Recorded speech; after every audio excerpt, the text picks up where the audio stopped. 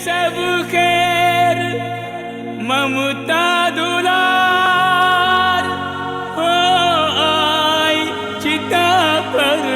धधकी रहल संगी साथी गौआ घरुआ सब आए तोरे लिल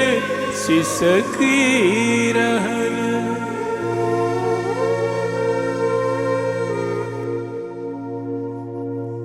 गौआई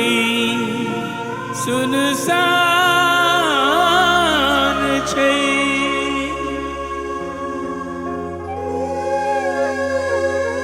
चाहू दिसी शमशान छै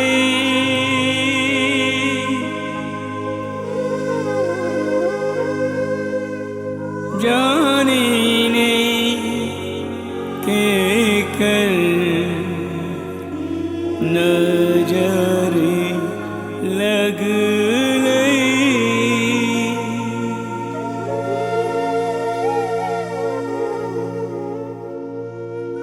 जानी ने के कर नजर लग